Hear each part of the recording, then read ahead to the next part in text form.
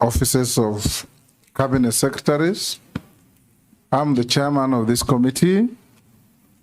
On my right is the Deputy Speaker of the National Assembly, Gladys Boss.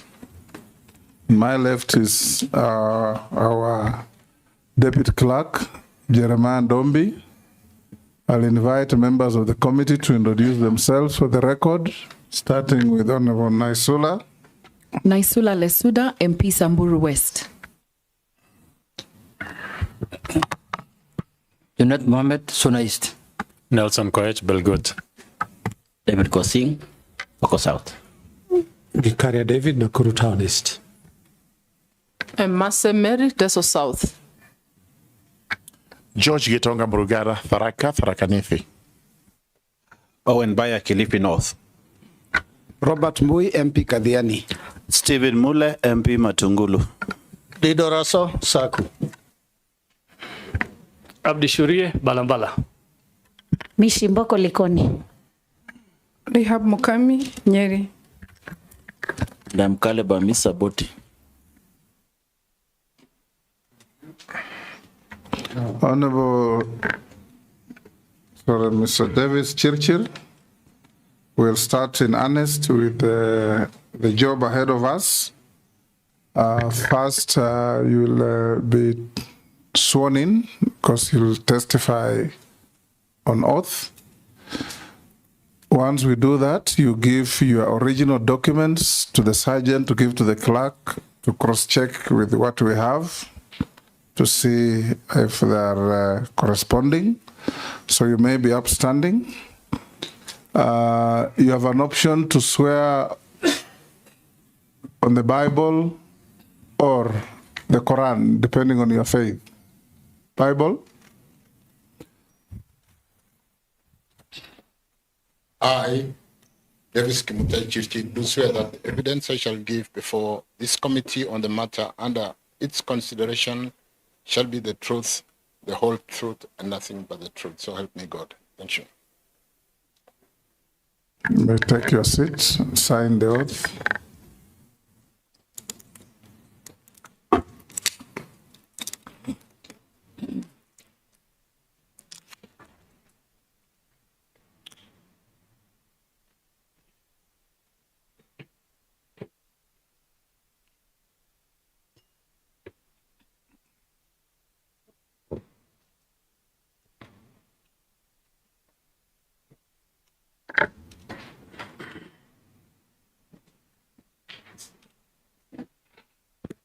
Yes, Mr. Chirchir, for purpose of these proceedings, many members will be referring to you as nominee because that's what you are. I'll invite you to give us a brief introduction of yourself, your name, educational background, working experience, key competences that make you think and feel suitable for the appointment to cabinet.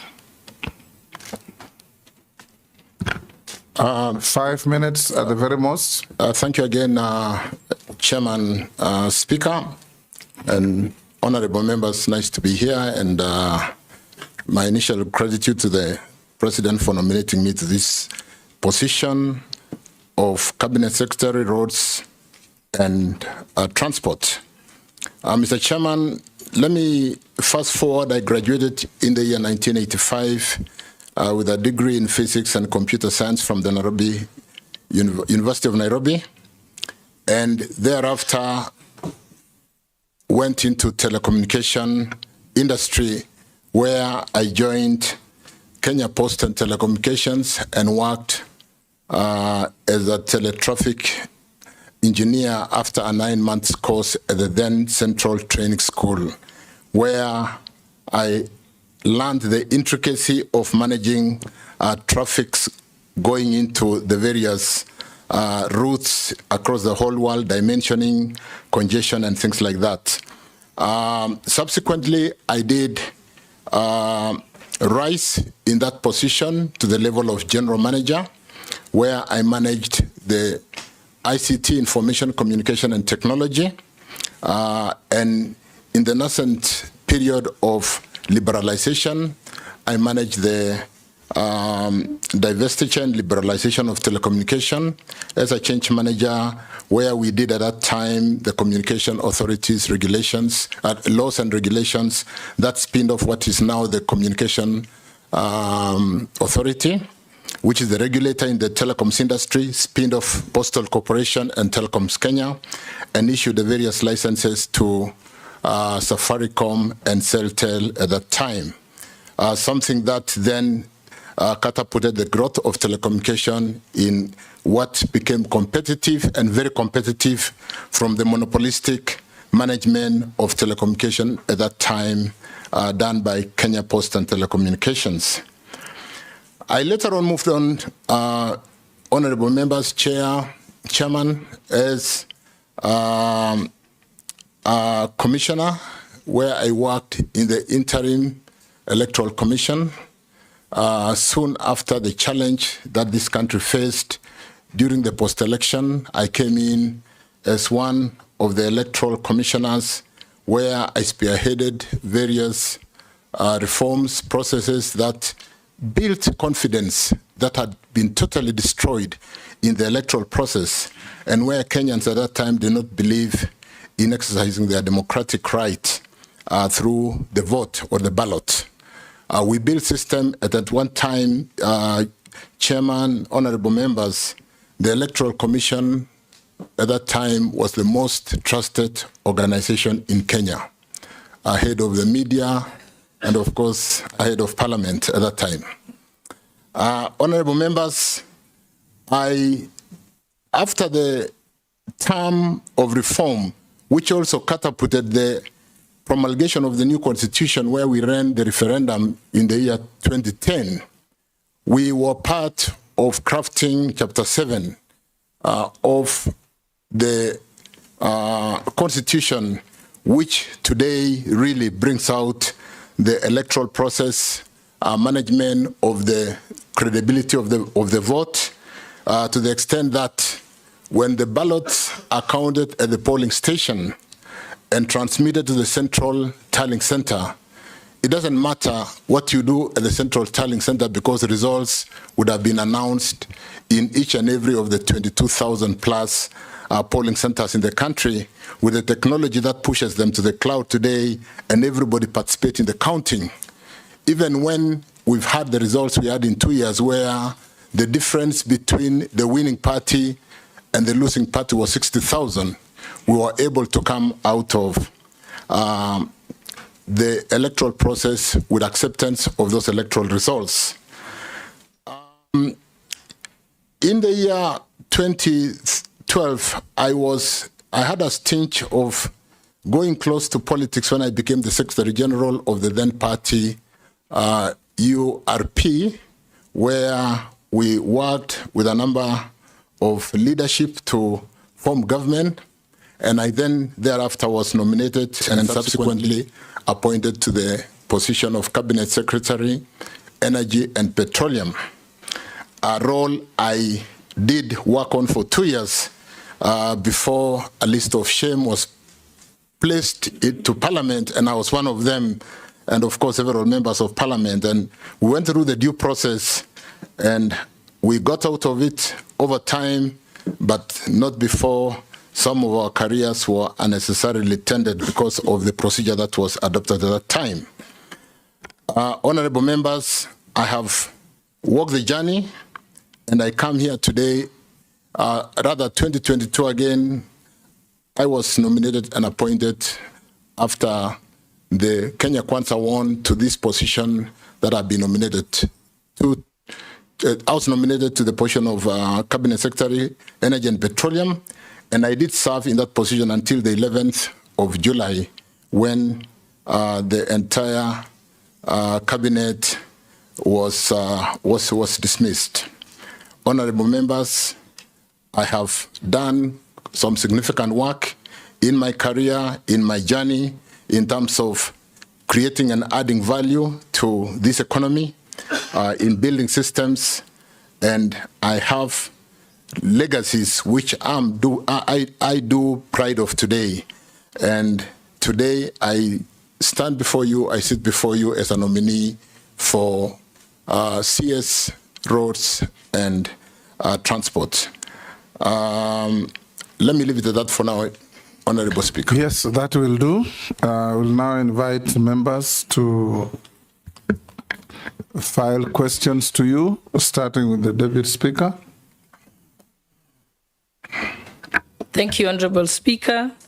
Allow me to question Mr. Davis Chirchir, the nominee, on where he served before, his immediate former position as Minister of Energy, and also to question him on where he's going, which is the Ministry of Transport.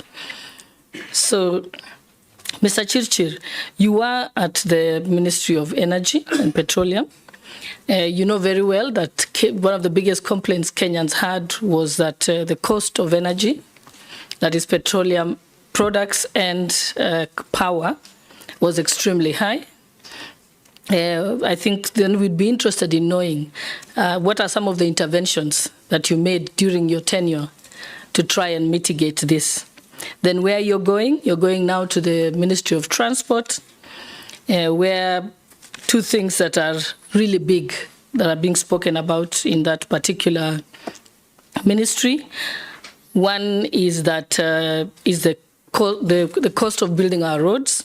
I know that before the finance bill collapsed, the discussions were that to do the entire road network, almost R1 trillion is required or more. And then also there's a lot of unpaid bills. That's some of the issues that were brought before Parliament for contractors who have built our roads. So what are the interventions you will take if you're confirmed for this position of Minister of Transport? Are you going to look at joint concession roads and so on? And lastly, on the big elephant in the room, Kenya Airways. Now that you're going to the Ministry of Transport, if confirmed, that will be also an issue you'll deal with. Kenyans would like to know how you intend to deal with Kenya Airways. Are we going to put more money and seeing losses, or is there a way of dealing with it, or should it just be sold? We're interested in knowing what your views are on that. Thank you very much, Honorable Speaker. Nominee, go ahead. Thank you, Deputy Speaker Gladys Boshole. Good question on what we've done and achieved as a country to bring down the cost of energy to where it is today. Let me start, Honorable Chair, by saying when I checked last, and because of the concern when our President was going to the space to talk to the Gen Zs, I did check the challenge of power and what we need to do to be able to address the cost of doing business in this economy. Cost of energy is one of the most insignificant contributor to the cost of doing business. In industry, the cost of energy in production contributes to up to 30 to 40%. And therefore, a country cannot be competitive if the cost of energy as a unit cost of production is significantly high. Chairman, honorable members, the energy portfolio is a very interesting area when I consider to where I'm going. A very structured area. We have a tool we call Least Cost Power Development Plan, which we've just signed off the 2024-2043 Least Cost Power Development Plan, which articulates the building blocks and how to match demand and supply. What happens, Honorable Chair and members, is that every bit and piece of energy that is generated is paid for by the customers, whether we sell it or not. So we don't generate power which you don't need. We have to ensure that we match the demand and the supply. And because the demand side can grow suddenly while the supply is built over 3 years, there's got to be very good planning. As we speak now, we are planning for power for Kenya for 2027, 28. In fact, those are the power plants which we are currently building in Olkaria, in Kiambere, Kamburu, Sola, and so on and so forth, in Meningai, in Nakuru. We are currently building power plants. And what we did to basically get down to the question to address the cost of energy is to really ensure that the energy mix in generation We do generate power from solar, from wind, from geothermal. Those are the three cheapest cost of generation, including, of course, hydro. And the most expensive generation is from thermal. And during times of drought, we run thermal more because the hydrology would be low. Because of the hydrology having been good in the past 1 year, we've had a lot of water, so we are running our Kiambere, Kindaruma, Gitaru, Cascade fairly well. But more importantly, the mix to ensure that we do not dispatch the expensive power when we don't need to is a very important component in managing the cost of power. One of the profound things we've done, Chairman and honorable members, which I might even call legacy, is switching off a power plant called Moroni, which is very expensive. It dispatches power at about 70 shillings per kilowatt hour. So Moroni GT, which is somewhere between Kisumu and Moroni. We all know where Moroni is. We have also switched off a power plant called Kipevu 1. Moroni generates 60 megawatts. Kipevu 1 generates 74 megawatts. At end of life, it has reached end of life and we switched it off. And likewise, we've switched off 76.4 megawatts in Kipevu 2. These power plants alone, Chair, if to contextualize, it generates 210 megawatts, dispatches about 15% because it's only used for picking, but the cost to the economy is about 10 billion. 10 billion Kenya shillings annually, when it is dispatching at 15%. If we have to dispatch more because of not obeying the order of merit of economic order of merit of supply, the bill would go from 10, 15 to 20 billion. Those power plants are down. The promoters of these power plants have been through this town to see everybody to try and bring them back. But because of the cost of doing business, it doesn't make sense to give them another lease of life. The challenge of climate change commitment, which we have made for 2030 to be 100% green, is another one which has catapulted this country and placed it in a very, very good pedestal. So, Chair, let me end that initial question by saying it will be of interest for members when you write the report to check and confirm that in the month of July, both cost of electricity and cost of petroleum products is the lowest in the country in the last 15 months. And it takes a real difficult position to sustain those power plants not to be switched off, not to be switched on again because of what I've said, the cost of doing business and the climate change commitment which we've made for this country. As regarding some of the things that I will do where I'm going in the roads and transport, Honorable Chairman, honorable members, it's an interesting area. It will be interesting to note that where I come from in energy or where I've served twice before, if we have one pending bill, it is due to a court case. We don't have any pending bills. I have quickly checked the road sector with a pending bills of about 166 billion, with unfunded commitments of about 1 trillion, some with the Chinese government and some with the local contractors, unfunded. And I don't know, I've also checked, Honorable Chairman, that the exchequer support that goes to roads annually is about 55 billion. So if that continues, it will take us in excess of 20 years to finance what has been committed today, leave alone financing the pending bills, which sits at 94 billion with an interest, forex gains and what have you of adding up to about 166. And therefore there is a job to be done, Chairman, members, and I think we'll have to work together given the challenge that we have a finance bill that has not gone through. Luckily, where I come again, maybe to give a bit of hope to where I'm going to, is that all energy works is off balance sheet. And it will be of interest to members and, of course, Honorable Chairman to note that energy deals with a budget of about $10 billion annually, all off balance sheet. And I sit here to basically pronounce that we are working to deliver the cheapest cost of electricity and today the cheapest cost of petroleum products in the country, albeit with no budget support, because all this is private capital off balance sheet. We do not have to work on the treasury balance sheet. Otherwise, we'll need 20 years, Chairman, to be able to fulfill those commitments that we have signed onto and that we have to deliver because they are contractual. Thank you, Chairman. Chairman, if you allow me. Yes.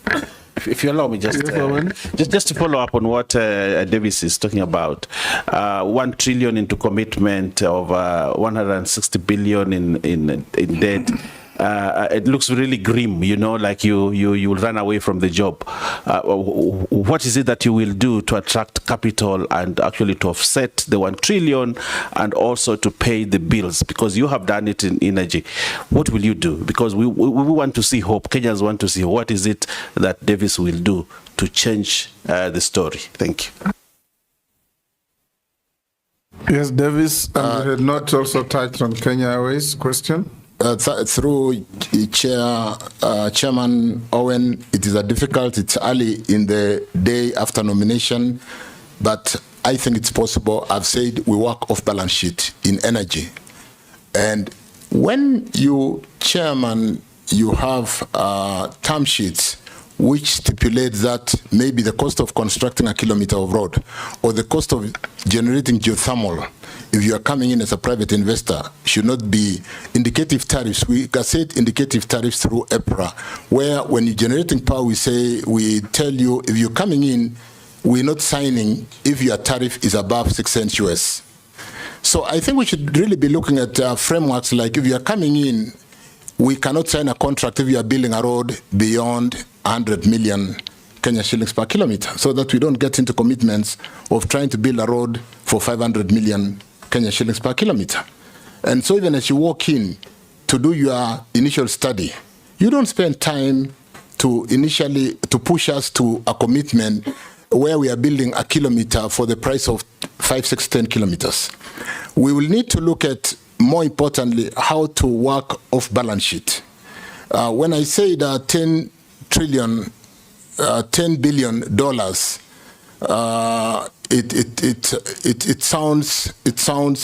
it sounds crazy. But petroleum alone, which comes into Kenya today through the OTS or the current G2G at about 740,000 metric tons annually, cost the economy some 6 trillion, crazy numbers. I mean, I just need to refer. 6 billion US dollars annually. And we do not have a time when the country is dry. Even at the peak time of the tightened monetary policy, when the Fed went into 5.5% interest and the interbank rates were crazy and there were no dollars in the industry, we did not run dry because we do not have to rely on the treasury to help us to bring these necessary products to drive the economy. So we'll be looking together, honorable members, at how to resolve this challenge. It's a big challenge.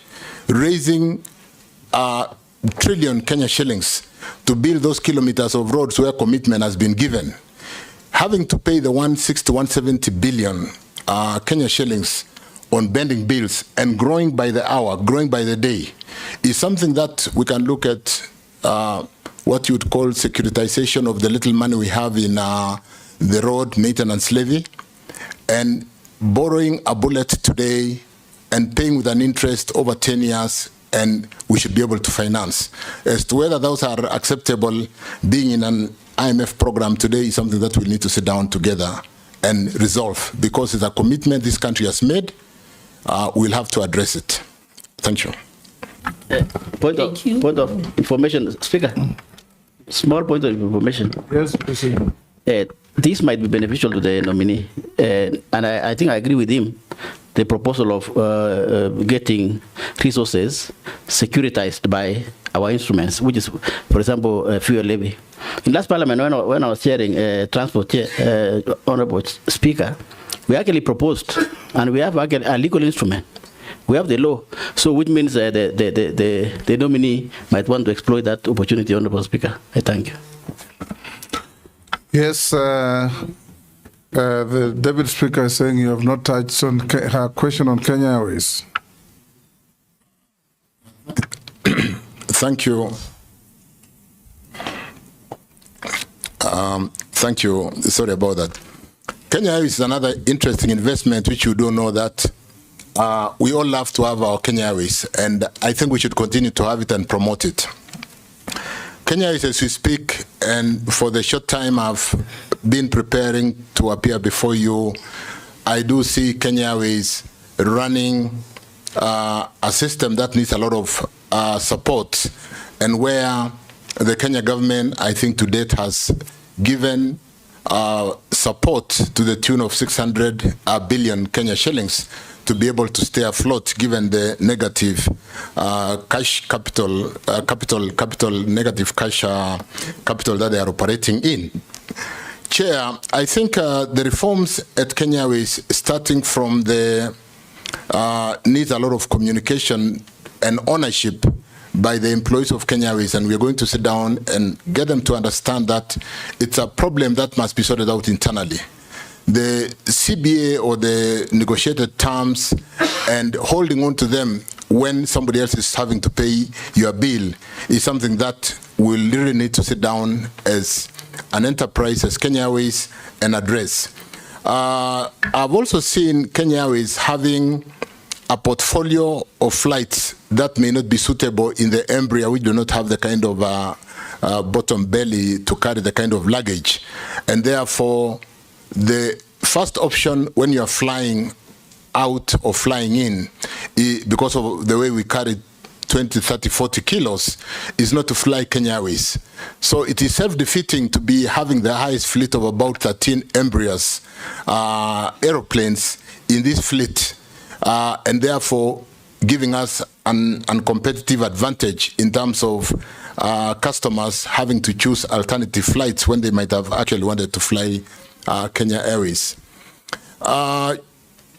Chairman, I do note that Kenya Airways in the past 2023 accounts had an operating profit of about 10 billion. We'll need to look at what they are doing right and build on that. Possibly take out some cost out of the system, because there are costs which we really must remove to be able to allow them to come out of the challenge they currently face.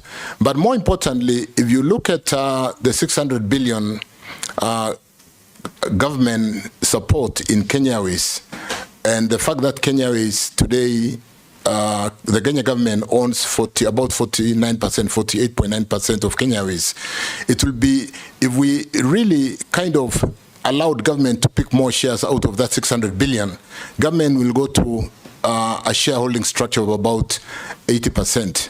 I think we need to bring in a partner.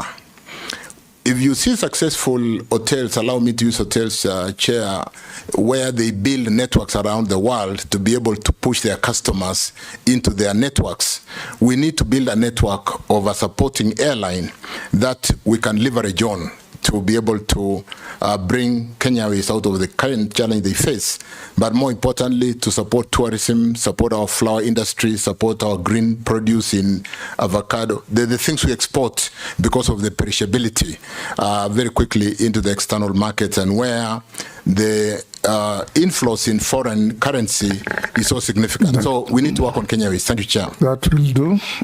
Majority Leader. Thank you, Mr. Speaker. Honorable CS nominee, we just start maybe from where you stopped on Kenya Airways and ask you, we have listened to such stories. I think I've listened to those stories about KQ since I joined Parliament 12 years ago. I just want to be direct are we going to listen to that story from the next nominee after you?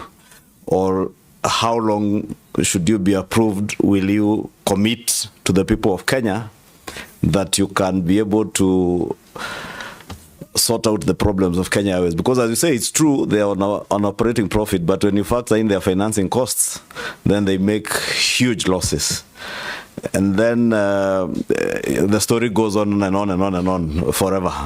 So you may need to tell us whether you truly mean business, should you be approved, and how long it will take us to see a Kenya Airways that is truly functional, profitable, and is giving value to the people of Kenya. Because even nationalizing it, if you do not give value to the people of Kenya, then it may not make sense. That being so, you have been Cabinet Secretary for Energy, and you were at the time we did the famous G2G in the oil industry. You tell us how beneficial that G2G was. Was it beneficial to the country, or was it on net terms a loss to us in terms of the oil prices and all the other issues that Kenyans raise about the G2G? And more so in view of the current conversation. You've seen Kenyans online saying that the airport has been sold. Far from it from what we hear. And negotiations on PPP framework with the Adani Airport Holdings Limited. Are you the man to run this PPP with Adani or any other interested private equity partner that may come in? And can the people of Kenya trust that you will do it for value, for good value to the people of Kenya, if G2G was not of value to the people of Kenya? And I say if, because to be consequential to your first answer on G2G on oil. And maybe you would take a bit of time to tell us what you have been able to dig in your briefs from the ministry. I'm certain you've gotten briefs from the ministry on this Adani Airport Holdings PPP engagements, the engagements that are there. Lastly, just to add to what Honorable Kosing was saying, yes, the framework is there for leveraging on the RMLF funds on roads, but as you rightly say, with the programs that we are on and our debt ceiling, that may not be an option, a viable option for now, so you may need to really think out of the box in terms of funding our roads projects. Thank you. Davis, try and compress the answers. Thank you, Chair. I think KQ is, it needs, like I said, there'll be quick wins. There'll be the low-hanging fruits, like I said.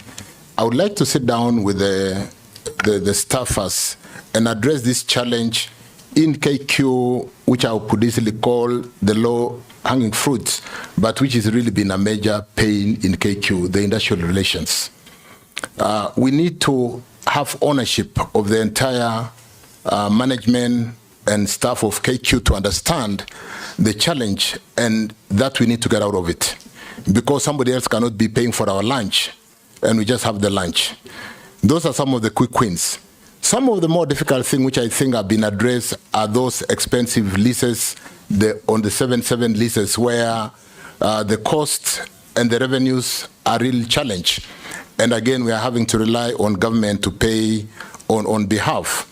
But as it were, KQ, like we'll all have to agree, from an aviation perspective, is a very strategic asset. So it will be one thing to sit down and first things first. What are the low-hanging fruits? What do we need to address? And what kind of ownership? So it's a leadership issue. We really need to address that. One thing which I'm going to put alongside KQ, G2G, and Adani, and I did prepare the challenge that the country faced in the last 4 weeks in terms of how we work, is the aspect of communication and carrying the Kenyans together with us. Article 35 of the Constitution, and I did make a record of that so that I don't fumble around, where every citizen has the right to information. And in Article 69, it talks to public participation in the environment. In 118, it talks to public participation in facilitating public participation in involvement and in the legislative process, public participation in the National Assembly and in the county government in Article 196. And in the finance area, Chapter 12, it talks about there shall be openness and accountability, including participation in financial matters. Chair, I think as government, we feel like information can only be given out when we have been pushed to give information. The public participation is articulated in the Constitution and in the act that has been in Parliament to basically actualize how public participation should be conducted, and which is causing a pain today, including the ruling that we just had the previous day, is something that we need to carry Kenyans as we do some of the things we do, like in Adani, in Kenya Airways, or in G2G. Because G2G was a fairly complex and a quick solution required to address the challenge of the time. But we're trying to explain today, even to members of Parliament, to understand something that was built over a period of 4 months. If we carried everybody along in public participation so that they understand every step as we go forward, we wouldn't be facing the kind of challenges we are facing today.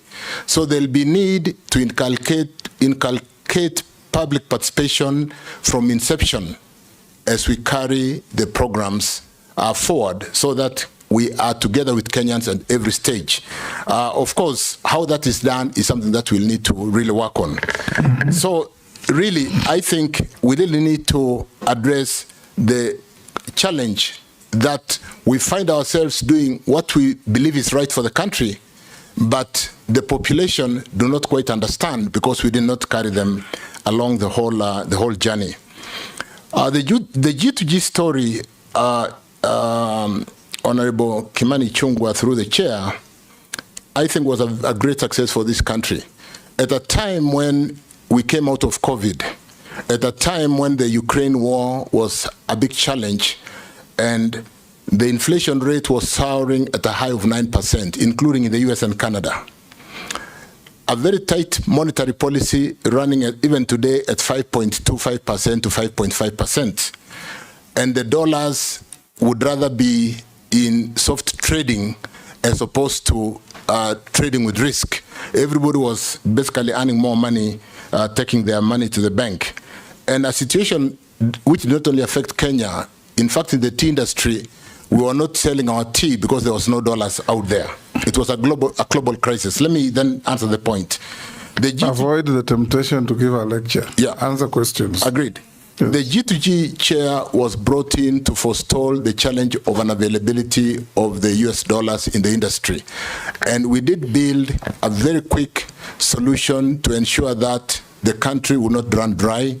We could be able to purchase petroleum, pay Kenya shillings, on a deferred LCs, which would be confirmed by international AAA or what you would call investment grade banks over the local issued LCs, and be able to get the product and pay later when the situation improves. It has worked very well. I think we have today brought in over 100 cargoes. We have in-account dollars in excess of $3 billion over this. And I think today, if not for G2G, like when we went to elections, Chair, in April, May 2022, MPs will recall carrying jerrycans around the country looking for fuel to run their campaigns because there were no dollars to buy petroleum products. As regarding Adani, so G2G was great. I think it is something, Chair, when there's time and I write my book, it will be one of my legacy delivery to this country. Adani. You know, you are being guided by the chair to avoid giving lectures, because the straight answer was the dollar was at 160 something. And part of the benefits of that is at 130 today. Thank you. 130 today. Thank you. Fuel prices, the prices were trading at then, and what they would have gone. With respect to Adani, Chair, we look at Adani. We'll need, like I opened by saying, public participation provide information, have a framework in terms of what you would call term sheets, in terms of what is the correct return on investment when we are bringing a PPP. If we agree that the return on investment is 12 to 15% internal rate of return, if we agree on the debt equity ratio, we should be able to really get Kenyans to understand, get everyone to understand, is Adani a deal we should do? Is it going to help Kenya? Vis-a-vis what I just said, this is an off-balance sheet upgrade of Kenya Airports Authority. If we can't do it as a government, can we allow a private sector player to do it on reasonable but competitive cost or return on capital? Thank you, Chair. Ned. Thank you, Chairman and Mr. Speaker. Mr. Speaker, I want to start by saying that telling the nominee that I think, Mr. Nominee, the issue now that at hand that you need to explain to the vetting committee is that you are getting into a ministry that has a very high, huge pending bill that has no money essentially for development of new roads. You need to tell us how you are going to turn around that. What vision, what do you think you will do that will turn around that? That's number one. And number two, in November 2023, no, I mean in 25th of August 2023, during your tenure as Cabinet Secretary for Energy and Petroleum, the country experienced a national grid failure. You remember? And it affected many places, including the airport, including homes, hospitals, everywhere. And the then Cabinet Secretary for Roads and Transport took some decisions and reshuffled people at the airport and sacked some people. But on your side, nothing happened. What could be the reason, and what could have caused the disruption, or what could have caused the grid to collapse? And another thing I wanted to ask you is, you know, we have formed a new cabinet. We are vetting 22 members of parliament, members of the cabinet. And this is a broad-based government, as has been said by the president himself. But the effect of broad-based also is to have development in every part of the country. This country has suffered enough in the sense that the skewed way of doing road constructions in the country. There are places like my neighbor here in Kikuyu, there is no road remaining, unless now we want to put overhead and overpasses and underground passes. And there are places where still there are issues of roads. What criteria will you come up with? Mr. Speaker, you need to protect me from my colleague.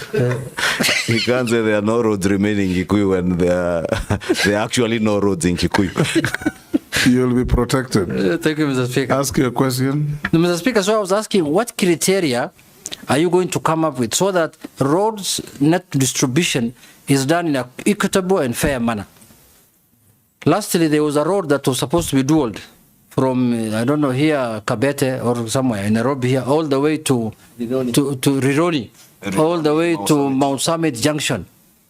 And that is where, as we go, every weekend, what is the status? There was an agreement with the French government, but it has never taken off. So, Mr. Nominee, those 4 issues, if you explain, yes, Davis, then you may get a good report from me. Very quickly, for the unfortunate blackouts in the network, Chair, I do note we have had a number of blackouts which we have addressed and categorized into quick solution in short term, mid term, and long term. Whereas we have generated enough power because it is done by the private sector or off-government balance sheet. And the energy sector is totally unbundled in terms of generators, transmission and offtake, or what you call the buyer market in KPLC. The transmission network is financed by the exchequer, through the exchequer. And with the inadequate financing of the transmission network, most of the challenges that we saw in the blackout was transmission in nature. Chair, we have 2 very specific challenges in Kisumu, Moroni, Chemosit, a network which links to Bomet through Kigati to Awendo, Homa Bay and Awendo. And that transmission network gets overloaded. When a system is overloaded, it drips to secure itself, just like the circuit breakers in our house. When it sends a fault, it will drip. So the drip, due to an overload, became a challenge. We have seen secured funding to get an alternative routing to get more power from Olkaria through Narok, Bomet, Awendo, and Homa Bay. So that the contractor will be on site shortly. We got a funding from Africa Development Bank and address that challenge. The other challenge that has been dripping the country, and where we occasionally, for those of us who live in that region, do pull out feeders. Pulling out a feeder is load shedding. And so a few areas would be load shedding to ensure that it doesn't drip the whole country while we build this network very quickly. We've had a challenge in Takwel, a place called Ortum, Kitale, where we did put some 3 solar plants called Alten, Selenkei, and what happened is those solar plants caused a network constraint. And so we've not been dispatching Takwel because of the take-or-pay challenge of delivery of power into the system. Chair, that has since been resolved. We have gotten the transformers into Otum. Otum is in some place in West Pokot there, and we've gotten the transformer to Kitale. And the network constraint or the congestion of having to transmit more power through a line has been resolved. We are also working on something called to be able to manage voltage stabilization. We are working on STATCOMs on the Ethiopia-Kenya line to be able to address the voltages so that we do not have this intermittence and a network disturbance which causes a blackout. And so those are being addressed. Unfortunately, they belong to Ketraco, where they are addressed through the balance sheet, but that is being addressed, Chair. With regard to... Point of order, Chairman. Yes, Mary. I have not heard him mention Busia and Kakamega, because blackouts cut across. Actually, you cannot even put a business in Busia, because you persistent blackout. So mention something about Busia and Kakamega and Bungoma. Yeah. Allow me, Chair. Yes, Chirchir. Chair, I should have possibly said west of Kenya. Call me Speaker or Chairman. Chairman, this challenge is really characteristic of most of west of Kenya. You know, most of the generation is in the Seven Forks. It's a nightmare. It's a nightmare. Yeah. But with the construction of the line to carry power from Olkaria direct to west of Kenya, very good capacity line, that problem will be a thing of the past. That's being when done. Will it be ready?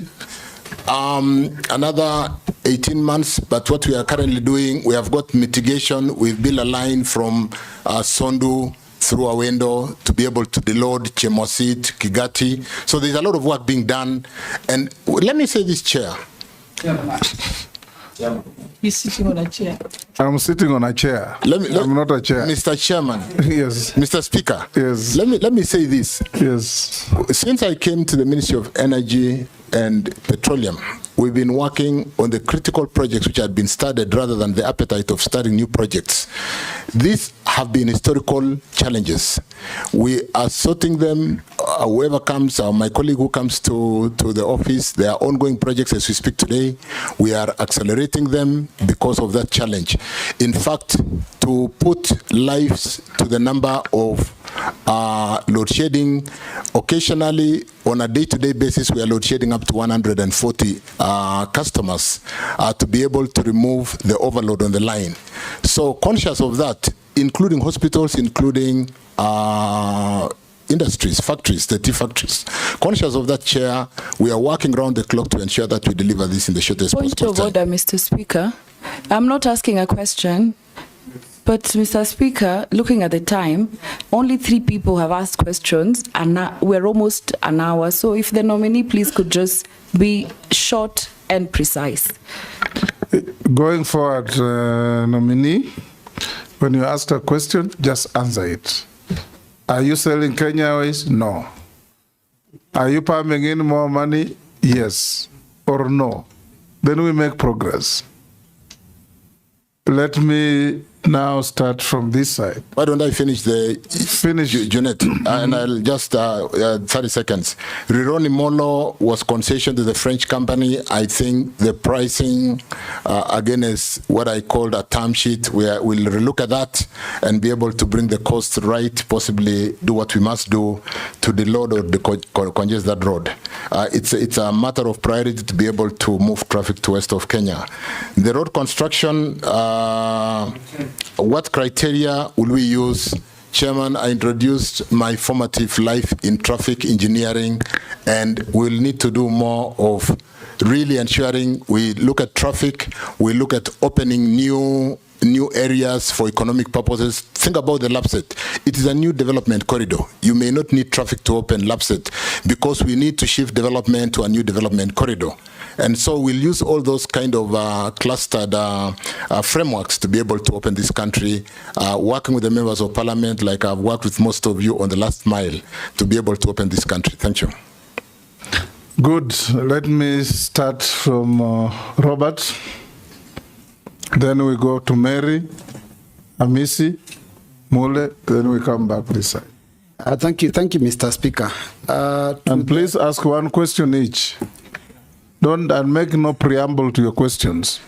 Speaker, there are very critical things I needed to know from the nominee.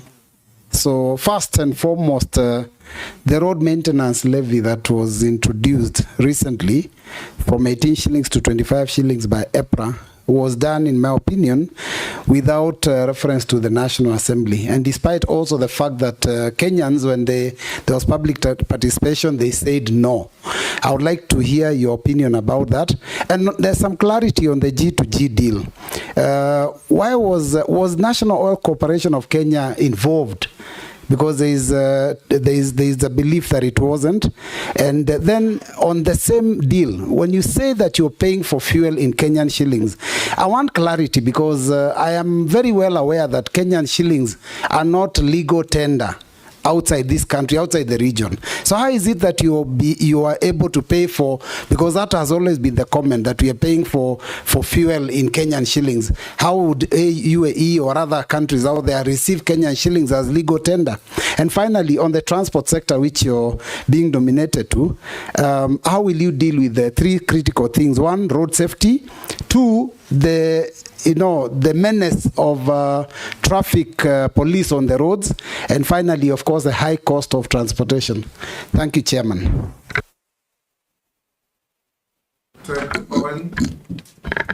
Swali moja. Thank you very much. Thank you very much, Speaker. Speaker, I would like to ask Davis, our nominee, this one question.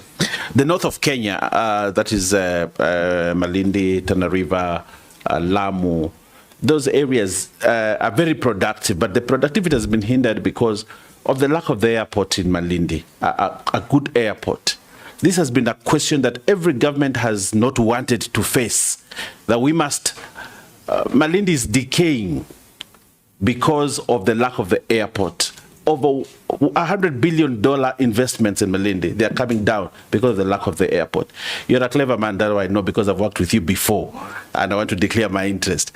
What will you do really to solve this problem of the airport? Secondly, the open sky question. We are protective of KQ, yes, but again, we also need to open this country to more investment by allowing other airlines to come in.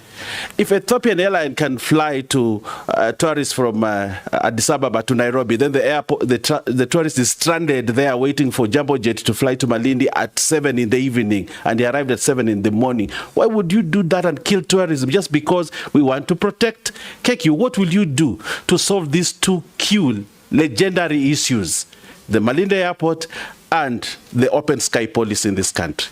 Thank you. Answer those three questions, two from Robert, one from... Chairman, the issue of road maintenance levy, which granted has done very well, because you will notice that our highways are very well maintained, is a good thing in terms of the ratio that I've seen on how it gets to Kena, Kura for the urban, and Kera.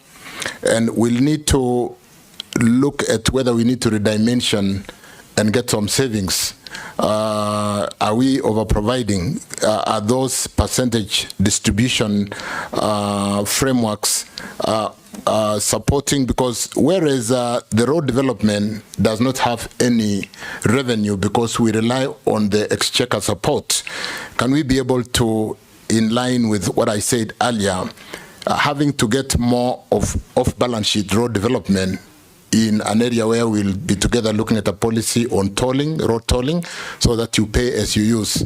You see the expressway is fairly popular, and yet people are willing to pay today rather than really pay when they are not using. So we look at that together, honorable members. Ongoing, we will really, because of the 7 shillings additional that was, like you said, hurriedly, without coming to the House, we'll need to look at that together. I think it's topical. I don't know whether it is in court as we speak, but it's an area where if we socialize Kenyans, like I said, from the word go, and understood the need to be able to open up this country for economic development, it's one thing that could help us in working on securitization and really coming into your constituency in Eastern Province and opening up that region for development. So we look at that together because it's a very topical issue as we speak today. NOC wasn't considered because NOC was not able to play in this space. The space belonged to the international oil marketing companies who are able to work with AAA or investment grade banks to be able to give us products on deferred LCs for 6 months. At the time when we did this, NOC has been having a very big challenge, and in fact we are commercializing NOC at the moment, Mr. Speaker. It ran itself into a problem when they brought 2 cargoes that disappeared in the high seas in 2011, and they have been crumbling with a debt of 8 billion, and therefore Chair, it's when you really try to really pick up what you cannot manage. So the international oil marketing companies were allowed to appoint local OMCs companies who had a relationship or accounts with them to be able to offtake the products in Kenya, because the trade finance is a bit of a complex area, because this is really employing trade finance to be able to take products today and pay 6 months later. Pay in Kenya shillings today. In the meantime, because the dollar accumulation was very tight, buy the dollars in a structured form where KCB, Standard Chartered are the only people going to the market through central bank, in a very structured way. We had a committee called TRIMCOM, Treasury Risk Investment and Management Committee, which meets every Wednesday. And therefore, we had a very structured way of taking the shillings and going to the market from the 120th day to buy in a structured way, so that we also removed the interbank rate, which had gone off completely. So NOC was not included. They could not play in this space. Regarding the final question from Speaker, Malindi Airport. Malindi Airport. How did the cargo disappear? That is the question. The dollar. That's what he's asking the chairman. Let me mention that. Let me come to that. The traffic, the road safety, traffic issues, and high cost of transportation is something with the technology today. Let me just say, I'm aware that technology is being employed to be able to have an intelligent system with cameras on the road, with an electronic wallet that gives you point for good driving, removes point, and be able to eventually even cancel, with a kind of fine system that can be operated in this electronic space. We should be able to address. I know there is a project which is already going on. We'll need to review that and confirm. There is an ITS, Intelligent Traffic Management System, which is going to be addressing offenders at junctions and things like that. We'll look at that together and implement that quickly. Road transportation or transportation then becomes expensive because of the challenges inherent from the cost of fuel, the cost of congestion, and then so on and so forth. Traffic management becomes very important today, where even with Google Maps, you are able to choose the route without traffic. There is no reason why, when I'm coming from Bomet, Honorable Speaker, I have to drive into a dead traffic end and sleep over in my Mayu escarpment, when I could have actually, because of traffic management technology, just go out through Naivasha and get to Nairobi in 2 hours, and instead end up sleeping in the escarpment, and yet the technology is there today. So we'll implement those aspects of traffic management together. Malindi, Mheshimiwa Owen, I know Malindi is passionate. It's a tourist destination. We'll need to sit down and work together and see, like, from a traffic perspective, tourists would rather be flying than going on that narrow road into Malindi. And there's no reason why we cannot sit together quickly and dimension upgrade of Malindi and be able to attract more traffic. But more importantly, look at how commercial that should be, so that we do not get into the kind of bending bills that we talk about. Open sky question vis-a-vis the reciprocal requirement as per regulations is something we need to look at together.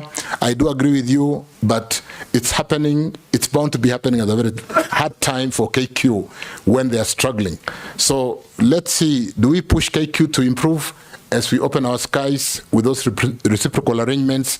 Because even if we did a reciprocal arrangement and our flights to those destinations are the Embraer, which are not able, they don't have the belly stuff to carry enough luggage. So we really need to work very quickly to see whether we need KQ to come up, and I think we do, and be able to work on the open sky policy with, more importantly, the reciprocal arrangements. Speaker, thank you. Thank you very much, Mr. Speaker. Honour Davis, you've told us about your attempts to equalize provision of electricity in the country, and especially through the last mile. That's only 2 years, so it stands to be seen whether really there is anything feasible in that area. But now you go to roads, and as stated, there's great inequality in terms of road network in the country, and especially with what are known as stored projects, the stored roads. If I give you an example of Tharaka Nithi County, we have 3 roads started 10 years ago in 2014, and up to now we are still grappling with their completion.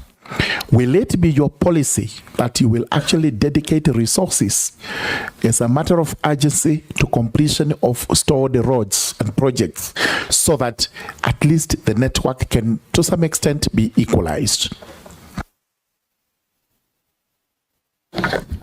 Thank you, Mr. Speaker. My name is Abdul Rahim Daud, MP for Nominee, and I want to say I'm in the Committee of Transport, so I won't ask him transport questions.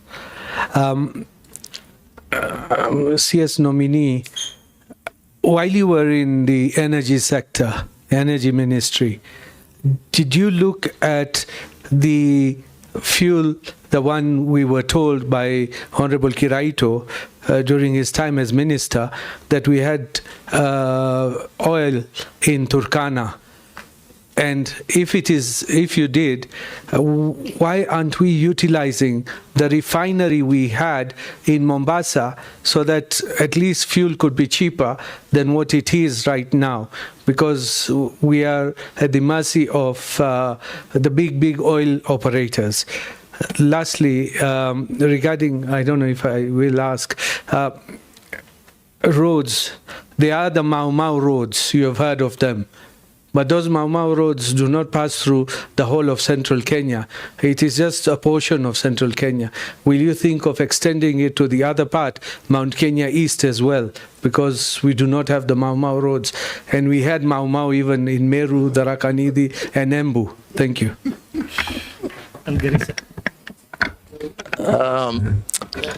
Thank you, Chair. Let me start with George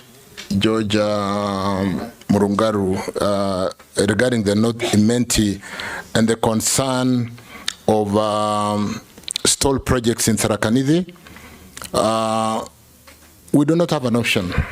We don't have an option. We've signed contracts. The interest will be piling. The bending bills will be piling. Unless we have a way of exiting, which I think they were considered before they were contracted, we'll have to look for funding solutions. And Chair, like I said, like the G2G, we have to think out of the box. Chairman. Regarding, so we don't have an option. We have to work on those roads. Chirchir, what these members are asking you is, assuming you get favor from this committee and you are recommended to be appointed to that ministry, what plans do you have to tackle pending bills, other than complain about pending bills? I think that is what members want you to tell us. What innovative ideas do you have when you get into office, if you get there, to get pending bills out of the way and start embarking on new projects or stalled projects? Let me. It's a very tall order, and very fluid. Like David Kosing did raise, we need to look at securitization of the little revenues that we have in the road maintenance levy. Number two, why I said it's very fluid, depending on whether we are able to pull through the debate of the additional, that could be a very good area to fully securitize. If we securitize 7 shillings, and which works to 31 billion annually. And if you were to securitize that for like 10 years, that would be 310 billion. We can do a bullet payment on a pricing of 300 against maybe 250 billion because of the cost of money, and be able to address that challenge today. But again, like I said, it is fluid. We need to sit down together and look at the options. There'll be a number of options that we can look at together. Generate the idea in the market. Absolutely.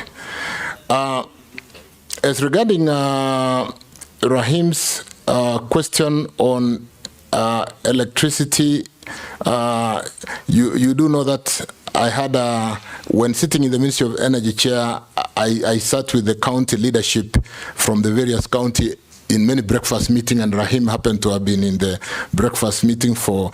Chair will need to look at how to harmonize the redistribution of resources to address opening. I did write to every member of parliament in May last year, Chair, to look at how many primary schools or public institutions were not electrified in each constituency. With that database, we've been able to allocate money subject to meeting the social obligation of public institutions, so that if you are 100% electrified, Chair, why wouldn't we give more money to Rahim or to George in Tharakanithi to be able to equalize and bring the whole country into an equal footing in terms of electricity or energy for all?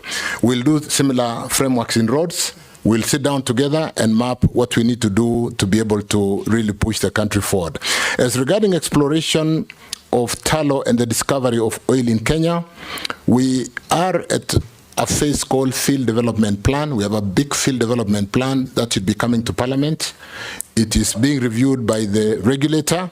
Once the regulator reviews, it will go to the minister, and within 30 days, the minister will bring it to Parliament. And what the field development plan does, Mr. Speaker, Chairman, is it looks at moving the concessionaire from exploration to production in line with the production sharing contract. It looks at the financial ability for them to build the system to produce the crude oil. It looks at the technical capacity of that farm. So currently we are reviewing the field development plan, and it will be coming to Parliament in due course to see whether we can move from exploration to production, because there is the risk of, if not properly done, moving the concessionaire and staying in production for the next 10 years. So we are looking at the financial and technical capacity to be able to do that.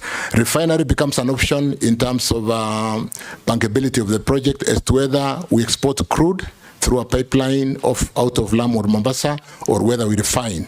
And therefore, that could help us to utilize the refinery in Mombasa that we closed some times back. Mau Mau roads, we can look at that together, Chairman. It is too early, but suddenly we'll work to be able to dimension what we need to do together. Thank you. Mary. Thank you, Chairman. Nominee, in the collapsed finance bill, there was an allocation of 50 million for electricity distribution, 50 million for each constituency. I'm wondering whether you're going to carry that approach along with you to the Ministry of Transport, so that we have that equitable distribution of resources, so that if you decide it is 50 kilometers per county, we all benefit from 50 kilometers per county, so that regions like Busia can also get a road, a tarmac road, from Butula all the way to Amukura and Teso South and other counties. Secondly, Nairobi Expressway was constructed to ease congestion along the highway. But sometime in January, the toll charges were increased. This defeats the purpose for which it was intended. Because now how do you reap from, how do you encourage people to use the highway and also benefit from economies of scale? What are your thoughts on the kind of charges that are being levied on the expressway? Thank you. Amisi. Thank you, Mr. Speaker. You asked for one question, but I beg you, give me two, because the last one is important for me. The first, start with the important one. The very, very important one, Mr. Speaker, is that I come from a constituency that do not have even a single kilometer of road of bitumen standard, and it has been like that since time immemorial. Mostly they say because it has been represented by opposition leaders, but I doubt. 20 months ago, we were here with the predecessor of this ministry, and I did ask him the same question, and he said that in 100 days, I will see miracles. Now it's 20 months down the line. I want to ask you, when do I expect to see at least a kilometer of bitumen standard in my constituency? And it's not just my constituency, Mr. Speaker. It is a program that needs to check that there is equal distribution of road network across the country, irrespective of where the region falls, whether it's in opposition or in the government. But there must be a clear national rationalization program of all constituencies, so that if a kilometer is built in Mombasa, there is another kilometer built in Kitale. We must have that, so that the constituents don't think that it is a failure of a member of parliament when it is actually the failure of proper program of the ministry. And then the question I wanted to ask, Mr. Speaker, is that our roads and infrastructure are majorly World Bank funded, and IMF, International Monetary Fund. Mr. Speaker, World Bank were financial institutions that started to reconstruct Europe after the war-torn Europe, after the World War II. There were proper development in Europe before. The purpose of World Bank was to reconstruct Europe after the World War II, including Japan and other Asian countries.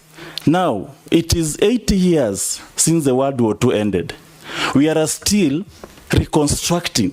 The purpose of that World Bank is not commensurate to the issues of the global south. In this country, we've never had war, whether it's local, global, even the Mau Mau did not destroy any road. We cannot talk about a fund that used to reconstruct, coming to develop an underdevelopment. So, Minister, you are going to a ministry that is heavily, we know the roads network is capital intensive, but you are going to a ministry that is going to be heavily dependent on the Bretton Woods institutions, whose purpose of establishment is completely different for a developmental path of our country. Do you have any policies of change that will ensure that this country does not continuously depend on external funding, loans that are crippling our economy, loans that we are continuously at the yoke of external loans? Which policies are you going to depend on them? World Bank, number one, and the IMF, or you are going to change? And in which way are you going to change? Yes, nominee. Let me start with Honorable Mary Emase's question on, yes, if we make it brief, let me just answer yes, we'll do some equitable distribution of resources. Maybe that's good enough. We'll do that. Yes. And I think that really answers Kalip Hamisi's question, Honorable Kalip, for Saboti. The Bank of Reconstruction being what it is today. The point of order, Mr. Speaker. That's how I was answered by the predecessor. I don't want to fall into the same. I just ask, do you have any rationalization program that will ensure not just Saboti, that every part of this country has an equal distribution of red network, so that Saboti will also benefit? Thank you, Chair. I was not going to make the 30 days promise to Mheshimiwa, but I was certainly going to, like I said, in respect to the answer to Mary Emase Mheshimiwa, that we'll try to work together to see equitable distribution of resources, look at how to open up this country economically because of ensuring that we need to get the products to market. But more importantly, like I said earlier, what are the alternative funding options? I did make my opening remarks that we are doing our best in energy to get power to get into every corner of this country. And we are using a lot of off-balance sheet we are not getting money from the National Treasury. So to the extent that we today are having an unfunded commitment of about $1 billion, we will need to sit together to be able to look at the resources that come out of Treasury.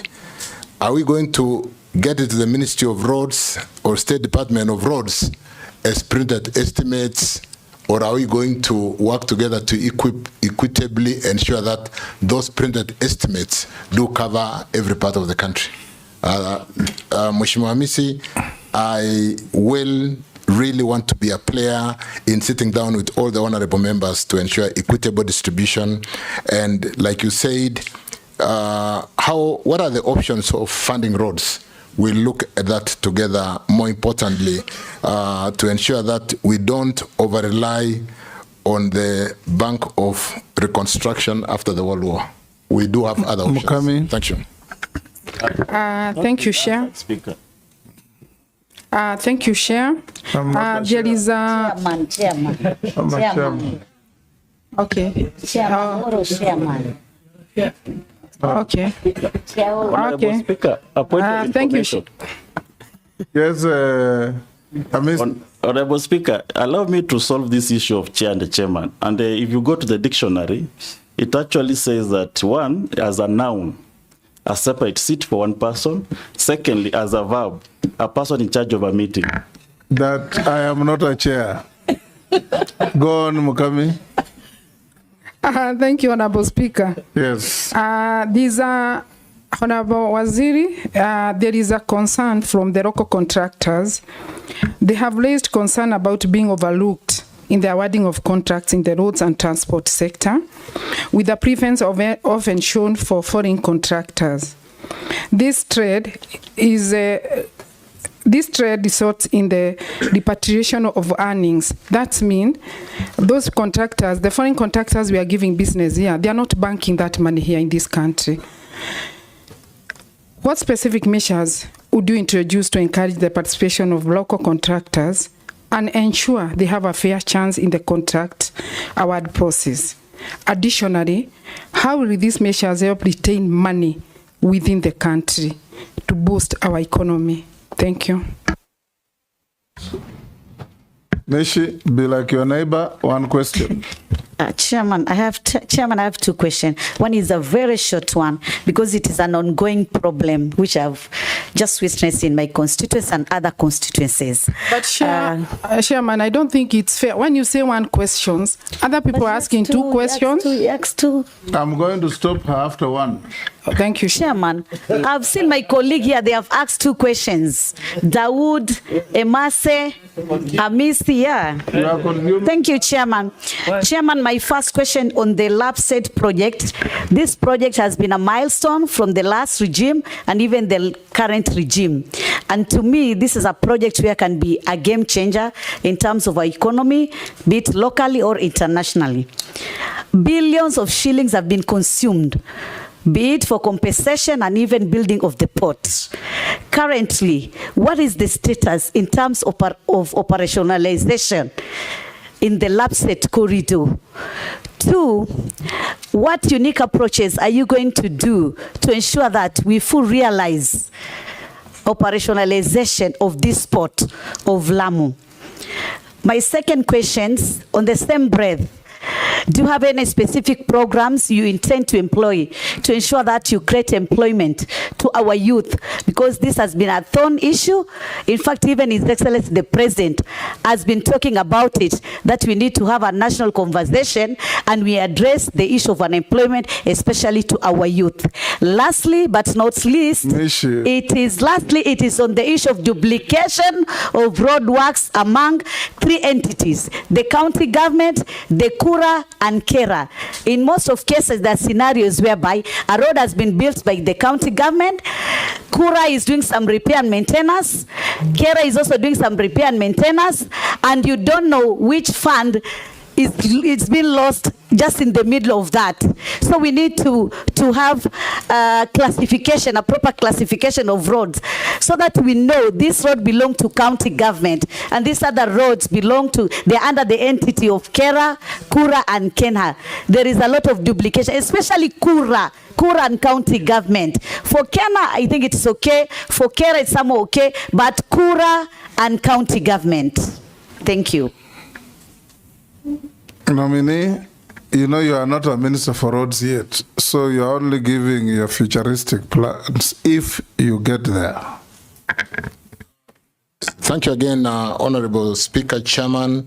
The question from Mukami regarding Lapset and the equal opportunities for employment of the youth. You know, Chair, we've done something.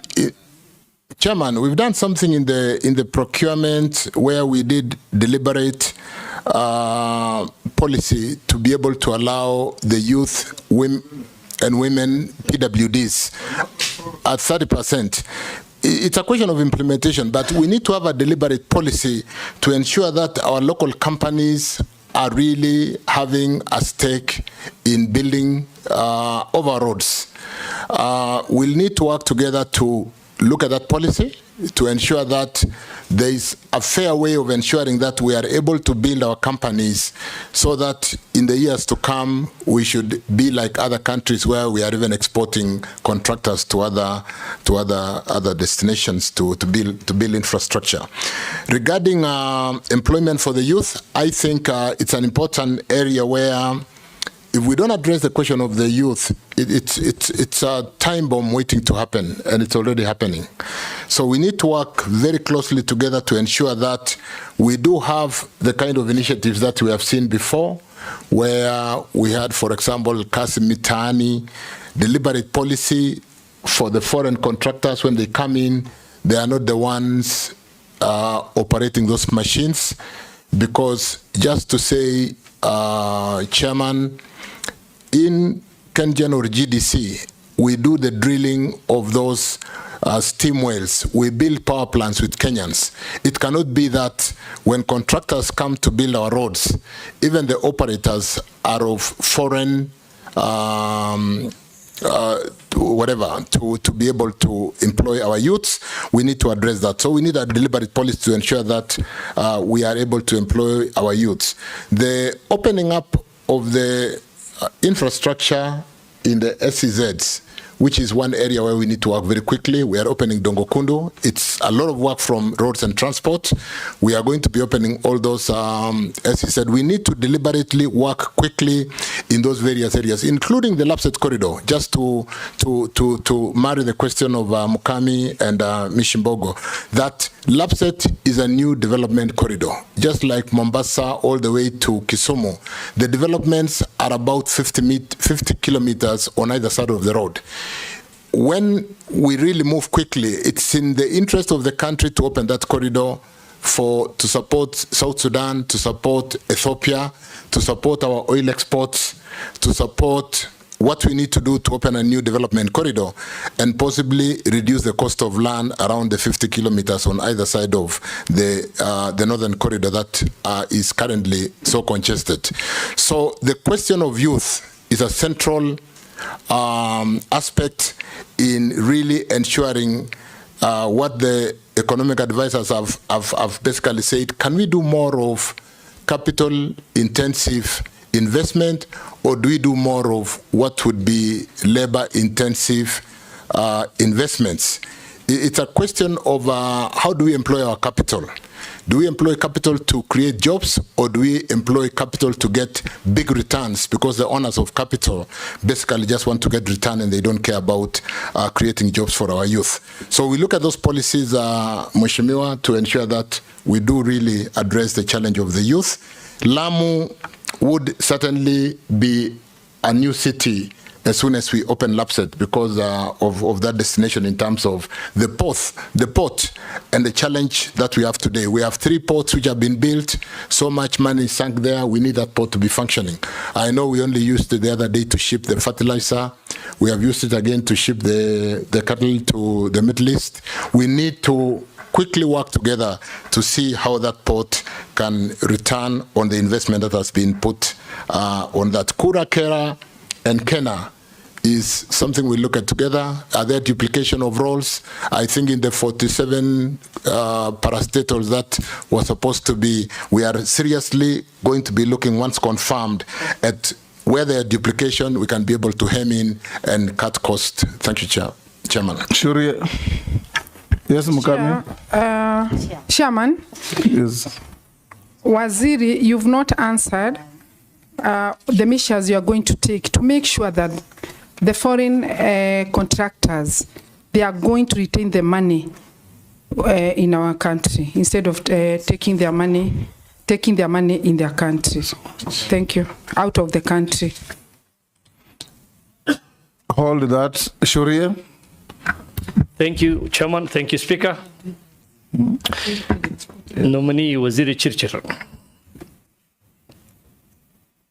My question is on what informs road agents, especially Kura and Kenha. I ask this with the knowledge that damaged roads in NEP counties in recent floods were unattended for months, hindering mobility of people and critical goods and services, while in other parts restoration was immediate.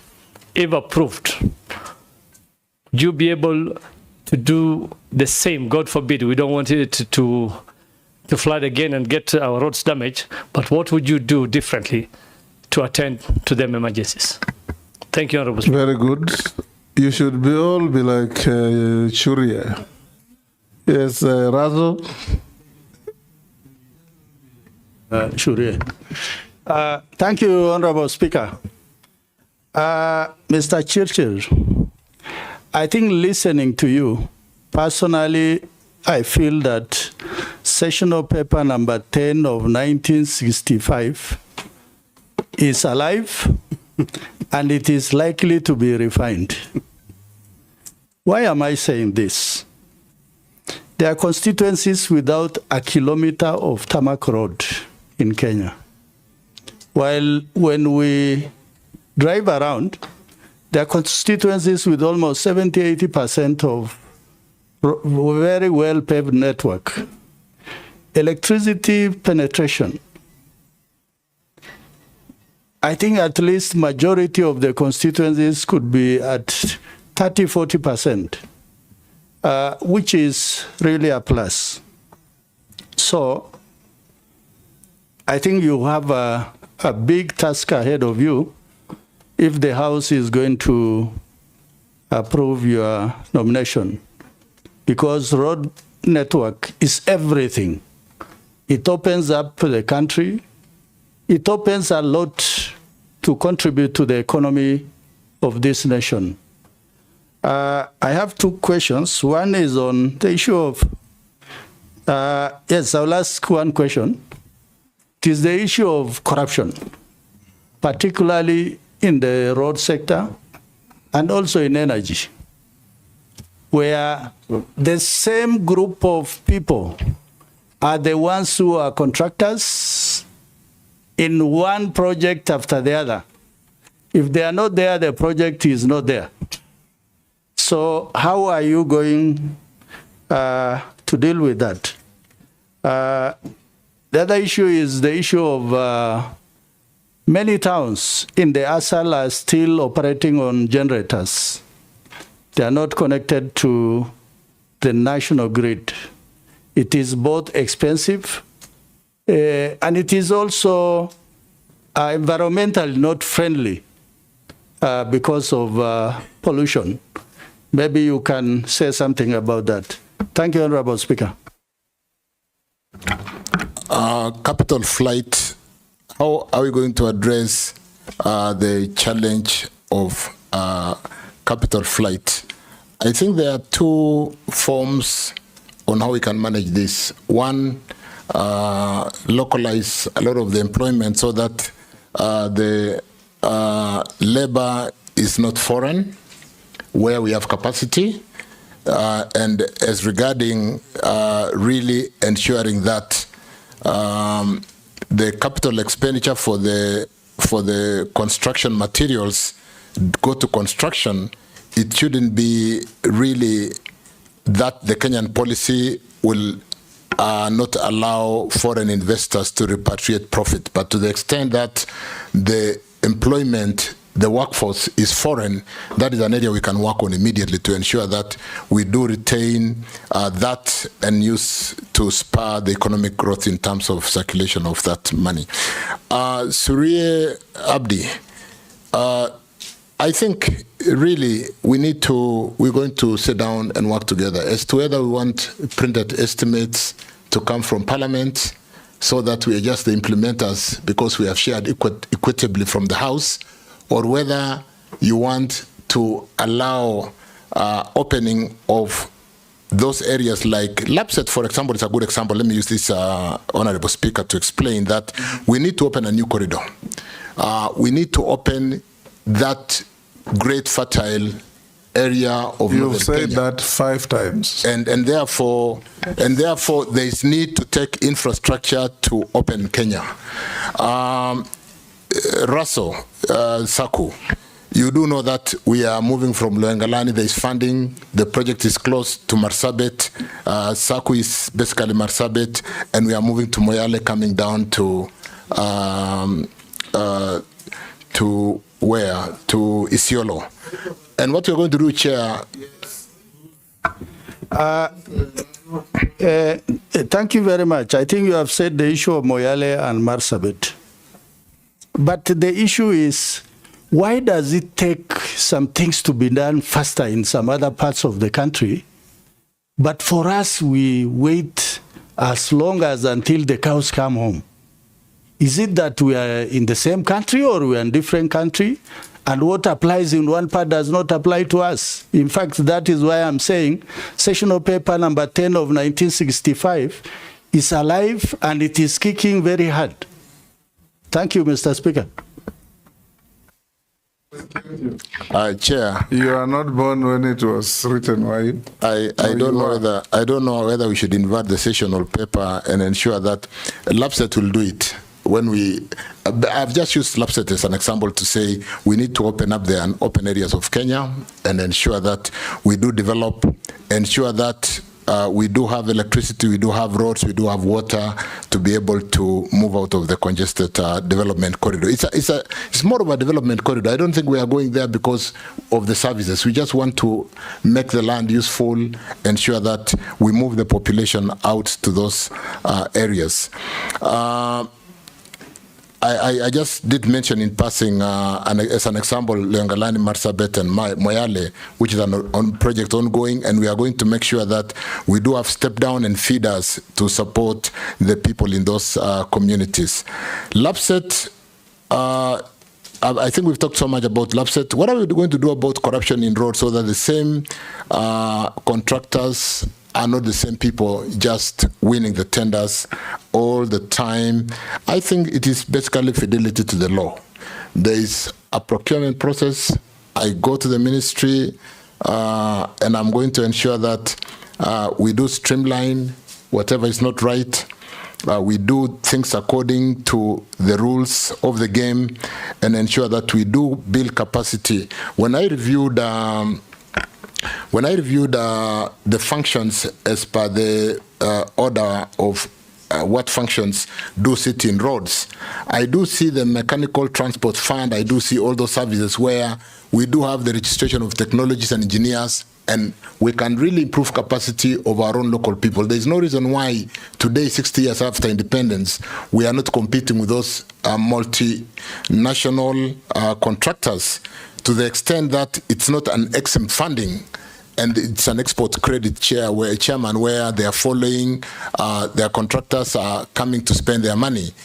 All the local contracts which are funded through the exchequer, there's no reason why we don't have capacity. A similar point, nominee, there's a Kenyan who sent me a message that locals cannot possibly compete with big Chinese contractors for the reason, when you give a Chinese contractor, I don't know if it is true, the government gives them free maram pits, free quarry pits. Sometimes you allow them to bring equipment duty-free. Yeah. They exempted from VAT. They bring cement from Indonesia and Malaysia, half the price of our cement. How do they compete with locals? Somebody has sent a message for me to ask you, if you get to the ministry, assuming you'll be approved, how will you correct this? Because you can't tie somebody's hands at the back and tell him to fight fairly with a person whose hands are free. Chair, and that's when I said EXIM, you know, EXIM banks are export credit banks which are meant to support the investors or the contractors of a particular country to do business abroad.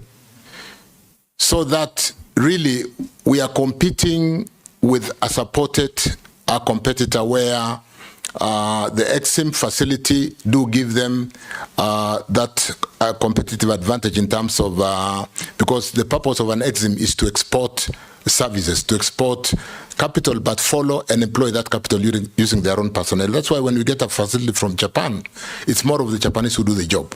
When we get a support from China, it's more of the Chinese who follow that money.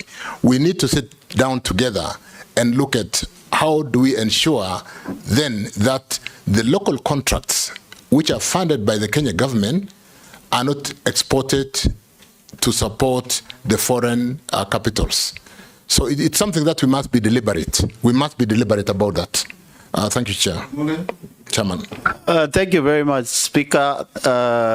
Thank you very much, Nominee. I've listened to you, but I just want to ask you a more of a constitutional requirement. Kera, Kura, Kena came into play before the Constitution 2010. Then after Constitution 2010, we got the devolved governments, whereby the total confusion kicked in. As this House, if approves you, I want to hear what national are you going to use? Are you going to continue doing the same, or we are going to go back to the drawing board to establish a roads authority which caters for equal distribution of roads? Whereby, if you look at right now, Mr. Davis, after the current rains, even the existing roads have extremely been damaged. And I know very well, you talk to Kera, you talk to Kura, you talk to county governments, you talk to Kena, no budget to redo those roads. Not even, we are crying for new ones, the existing ones, which can spur this economy by transportation of goods. There is a problem. I want just to hear from you as the new CS once approved. What is your vision on this lacuna of the Constitution? Go ahead, David. Speaker, I think Stephen makes a profound point, because I look at Kenya Road Boards Act 1999, I look at KENA 2007, I look at KERA 2007. So the legislation was done before the new constitution. We need in line to harmonize and ensure that the articles, or rather the law is in line with the constitution. But more importantly, Chair, again, the same question from Mule, is that we raised about 70, last year or the current year, we raised 79.9 billion on the road maintenance levy. And we do see fairly well-maintained highway courtesy of this road maintenance levy. There should be no reason why the Kera portion or the Kura portion for the urban, as much as it is supporting the national highways to maintain good infrastructure, does not cover all the areas of Kenya equitably, to the extent that a road is classified, it belongs to that class. There is, again, reclassification is another thing we need to talk to. But certainly, with the funding in road maintenance, we'll need to sit down together and ensure that we are able to maintain all our roads. I think the support from the road maintenance levy, to me, it seems to be fairly good. And to the extent that it seems to just be a distribution challenge, and we'll need to sit down and work together on that. Thank you. Naisla. Thank you, Chairman.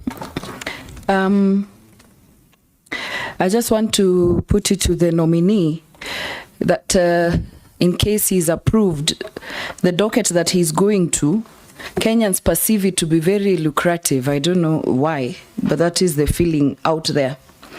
And one thing is that Kenyans, we have an insatiable appetite for kickbacks, you know, in most of the things. And I'm aware that in the last regime, we lost Qatar making JKIA their hub to Rwanda. And most of the time, the people who come to our country wanting to invest here, they say it is because of kickbacks. Yes. You're saying we lost it because of kickbacks? I'm saying because Qatar. I'm saying because the allegations that mostly when investors want to come to Kenya, we ask them for crazy kickbacks. And people then leave the country, they go to countries like Ethiopia, to Rwanda, and if they invested here, I am reliably informed that they were going to do for us another, the second terminal. We would, you know, so instead of the kickback, we would have gotten investment. They would have helped us with infrastructure of even the existing one. I want to just ask. Chair, on a point of order. You know, we're also getting information that we didn't know. Honorable Lesuda said in the last regime, did she mean the outgoing cabinet secretary who the honorable... No, the previous... That is not a regime. I thought she meant the regime in the ministry. No. So is the outgoing, regime. The former regime? Yes. I know where you're going with that. I am a very objective legislator. Yeah. And so allow me to ask this question. Where you were the chair budget. Anyway, let me carry on.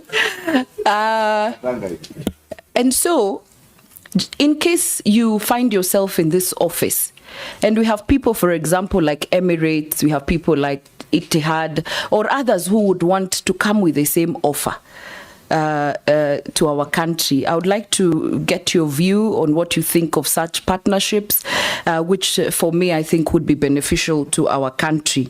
It is on the same thing that I've been pushing for the non-motorized transport, where we take care of our cyclists, where we take care of our pedestrians. We cannot be having roads for the minority who are driving, and then our people who are walking and cycling, who are the majority, are squeezed at the corner of the road, and we are killing them every other day on bicycles.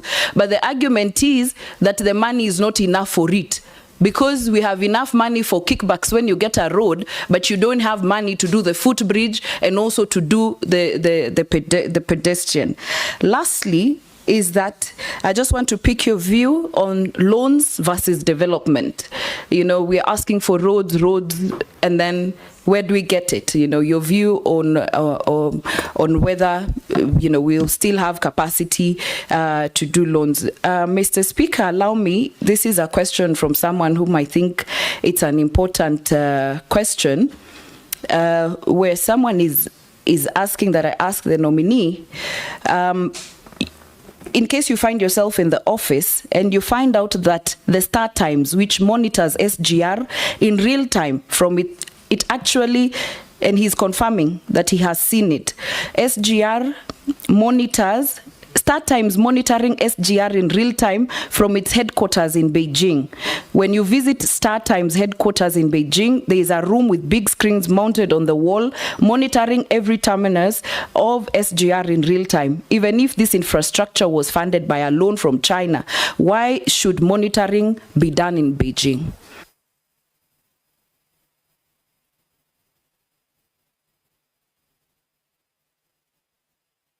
I thank you, Speaker. I think mine will be in the form of a comment. And the nominee, I don't know whether you know the area you are going. The area you are going is a people's area, is MP's area. It's almost like a market, because roads touch on everybody in this country, and therefore it's a critical thing. So my only comment to you, nominee, hearing from a lot of members of parliament who told me to bring up this issue, is about your availability, about your accessibility. People cannot get you in your office. People cannot call you or receive their calls, particularly MPs. And therefore, I think you need, I don't know what you will tell this committee. If you are approved to become a CS, please go and work on that part of your skill so that you can be able to be accessible to as many leaders as possible. Thank you, Chair. That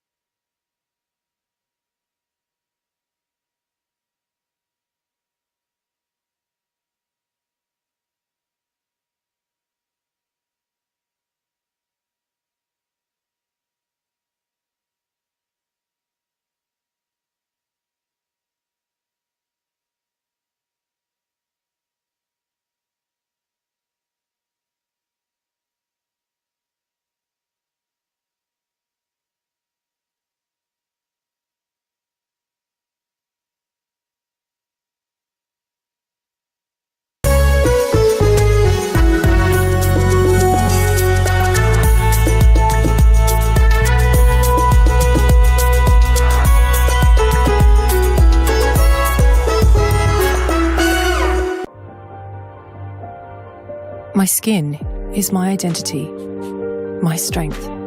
It's unique and deserves care made specially for me. New Nivea Radiant and Beauty Advanced Care with 5 oils and 5 vitamins.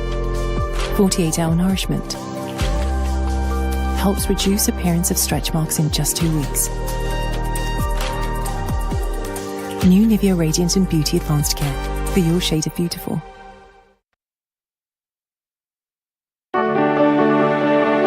Under the bursary scheme, the National Government Constituency Development Fund, NGCDF, dedicates approximately 15 billion Kenyan shillings annually to support needy students. On average, the fund supports 1.2 million needy students every year.